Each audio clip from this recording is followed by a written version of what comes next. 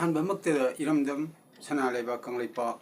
ꯃꯅꯤꯄꯨꯔ ꯑꯁꯤꯒꯤ ꯃꯅꯨꯡꯗ ꯑꯃꯁꯨꯡ ꯃꯄꯥꯟꯗ ꯂꯩꯈ꯭ꯔꯕ ꯃꯤꯇꯩ ꯃꯌꯦꯛꯄꯨ ꯅꯨꯡꯁꯤꯖꯕ ꯏꯆꯤꯜ ꯏꯅꯥꯎ ꯄꯨꯝꯅꯃꯛꯄꯨ ꯏꯀꯥꯏ ꯈꯨꯝꯅꯕ ꯎꯠꯆꯔꯤ ꯆꯦꯅꯦꯜ ꯑꯁꯤꯒꯤ ꯃꯃꯤꯡ Manipur languages feature ngasi neinajagada asi mitai longi lonchat-lon haibadi mitai lolgi grammar da page kumapani neinagada asina wanghang minghut interrogative pronoun gi matang da neinajagada bani adudi ai hoji mathang hajarake page 29 mitai lol lonchat-lon mitai lol grammar wanghang minghut Wanghang minghut ki matang da neinagada example di kanano kanano haibgi matang asidani kanano haiba wahai sing asina wa ngangadaba mi adugi maming pari puri natraga marup mapiza sing hangbada sijinai haiba Wahang minghut asigi khudam kanano haiba asigi makhataba English ki mayekta ithokpa miteloi khothodo amana haijarake kanano haiba wahai sing asina wa ngangadaba mi adugi maming pari puri natraga marup mapiza hangbada sijinai English harga who inquires about the name parentage or friends of the person spoken about maramaduna akon mitai longi lonchalon nainaba matamda haibadi wa interrogative pronoun asigi nain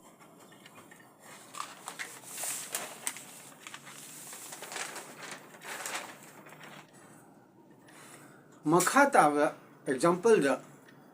haibadi wahang minghut asigi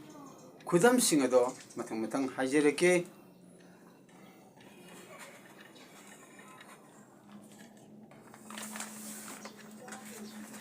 Srida pijari basi khudam da ahanbada nahak kanano haba nahak kanano English ki wahaida Who are you? Aduna nahak kanano haibasi karamna paukum pigedage haibu matamda I hak thoi ni haibadi mi amagi maming ni ana who are you haibadi nahak kanano haibuna hangibasi khunggadaba mawong asi I hak thoi ni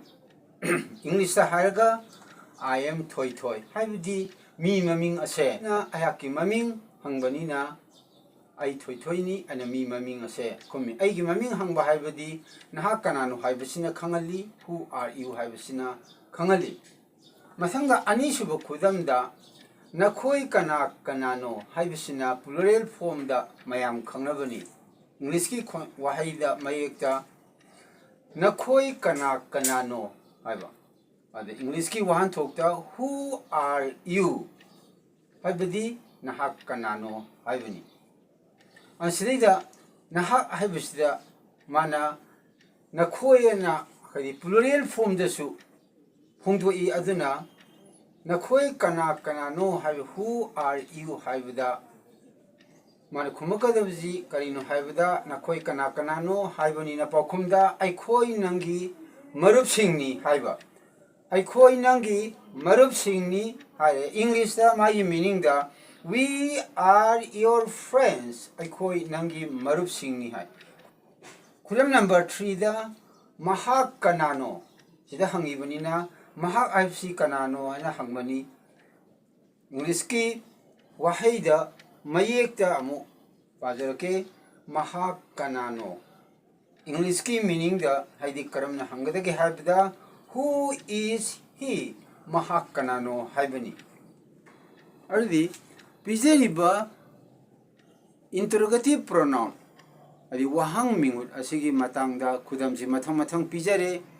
ꯍꯧꯖꯤꯛ ꯃꯈꯥ ꯇꯥꯅ ꯑꯃꯨꯛ ꯍꯥꯏꯖꯔꯛꯀꯦ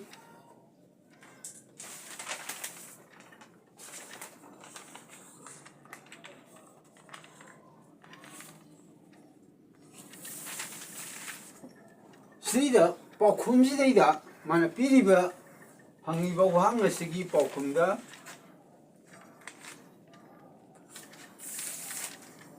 Who is E? Mahak kanano haibani. Adadi paukumda mahak abungni haibadi mi amagi mamingni. English ki mayekta mahak abungni. Adi English ki meaning da he is abung. Adi mahak abungni. Adana hajari basing asidida mi maming ngaktani. Adana who haiba word asina represent toriba mahusiliba. Adi kanano haibasina represent uribase maki maming amasung aigi nangi natraga maki maming adi pari purigi friend gi adi marup singi maming sing adu kanano haibase masina wahan thopi hangiba wahang asina aduna ni sidaida maming oina mahak abuni hairaiba he is abung hairaibase makha tarakpa oina mitel lolgi Lonsat lon, adi mitalong grammar asin naina zabada wahang minghut haibadi interrogative pronouns in naina zabam matamda mitay mekta iba mayek singase English ta iba matamda karamba yakchalon haibadi karamba mayek singna represent tawi mahut sili haibado amo hajarake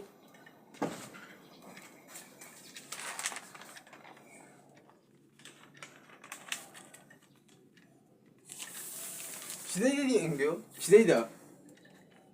밑에 론기 역절 론기 바상 시대이다 밑에 론기 스펠링 이제 그러면 이렇게 하비다 한be 에서리 완다 시대이다 민훗 하이바 마tamda 운업다 룸탑에 아니 운업다 룸탑 다리 마세 폴링 토니 하나 마망다수 하저크레 아캉바 야르가디 아좀 마탕 칸톡피우 그리수 까이데 운업시다 룸탑 다르가디 마신 폴링 토니 우오 오가마네 Adi masangda unapsida Rajington oitaragadi haibadi lumje sida yauriji sida yaudaba tardi mase iuga managani maramaduna minghut hairapa matamda English sai ithorapa matamda matau karam tauna ithora I haiba matamda makhada akhona mathang haijarake madudi karino haiba matamda wahang minghut haiba sidaida aikoina o na mahut sile mase wahang minghut haibu matamda adi masangda amu sidaida marup haibu matam sidaida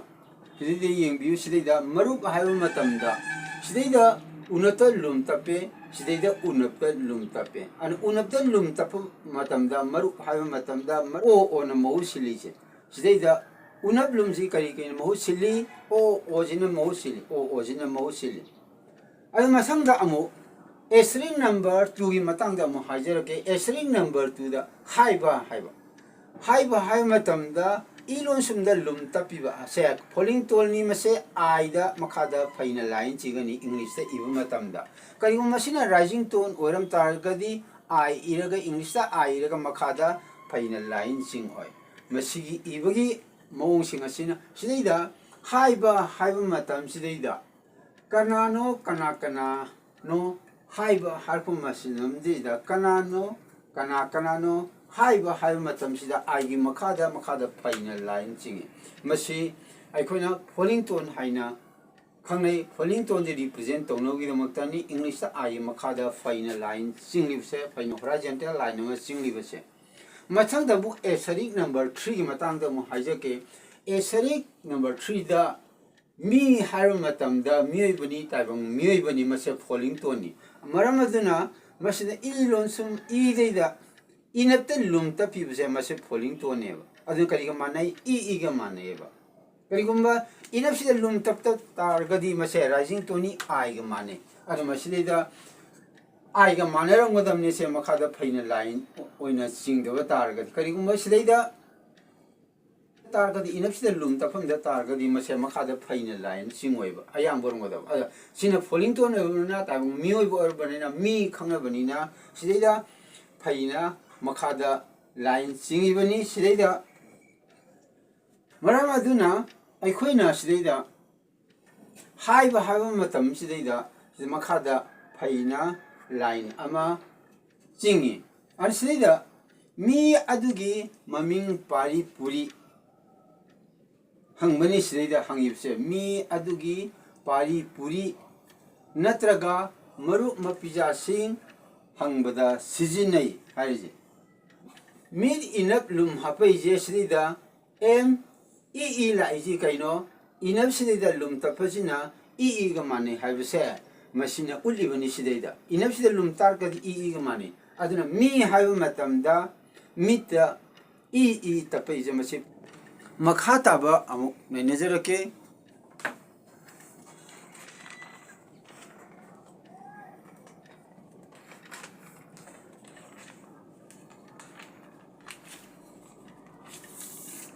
हिजे एसरी number 4 दा ngangadaba haiba matamda sidaida bada ataptab libase masigi maram hajarake sida ngangadaba haiba matamda mase syllable marini masida ulibje syllable marini ngang ga da ba adu karigumba ba jida ataptapamdraba adu itadi mase syllable ahum da loisangi ba yaiba karamna ngang ga da ana syllable ahum da loisangi ba yaiba maramdi ba se lonsum oina pa giga da ba haitar maram aduna iroi loiba wahai ba jida ataptapkadabani masang da mo asterisk number 5 ki matang sida mo hajarake asterisk number 5 sida hangbada haibani sida hangbada haiba matamda mase syllable ahum ni sida da piri base hang ba da haina an english sa iraga hangbada haibse hang ba da hane sumai syllable ahum da loigani karigumba da sida atap tapum da targadi mase kari hana hangada da hang but ana pagina adi syllable ani da loisan ganeba karam matamda dil sida atap tapum da matamda hang but hana maramaduni makhada hang but da haibi mauta hang but ana pagini hang but ana syllable ani da loisan gini masina taibdi kainu haibi matamda iroi leba wa hai dil je masi atap takuneba hang bada haibasi sigi wahan those mapung phanam gi makta makha taba amu ni nazarake makha taba isda asterisk number 6 da amu nei nazarake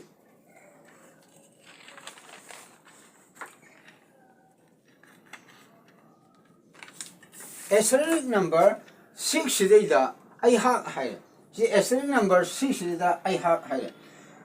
ai ha haiba sidida ai haiba se masigi matang da nei nazarake sida ai haiba sida atya plus sainap ni ana atya plus sainap ti atya na a ga manare plus sainap sina e I ga manare aduna atya sainap si ai haina sumaina pagani adi matang da ha hai matam da hu plus atya atap plus koklon sumni aduna huksida ice ga manare atya atap kida a ga manare plus koklon sumsida k ga manare aduna ha hai matam sidaida iroleba wahi sidaida mapung mayeki mahutta lonsum oina lairaba aduga masi hek mamangda lairiba me do atap talba amasung lonton oyo matamda a sidaida hakani aduna sida ha hai matamda ice a habliba se masi adu matangda nungi matangda amu string number 7 gize sigi matangda amuk ne nazarake string number 7 sidaida nangi hai matamda ne sidaida nungida lum tape nungida lum tapi mase falling toni nungida lum tape falling toni equal to e ng makada phaina line amasingi ade nungida lum tapam targadi mase rising toni makada phaina line singoi makada phaina line singoi sige matang sidaida nungida lum tardi falling toni adana ng sidaida makada phaina line singe nungida lum tapam tade rising toni mase ng ga manare makada phaina line singloi matang asida ngasigi oina di mitei lon ki lon sa lon wahang minghut nei na jaba लोइजरे channel असिगी ममिंग Manipur languages feature कौजै channel असिबु हानब येंबिबो ओरगदी channel असिदे subscribe तौबियु कमेंट कया पिबिरउ लाइक तौबिरमु अवाद अपा कया हाबिरउ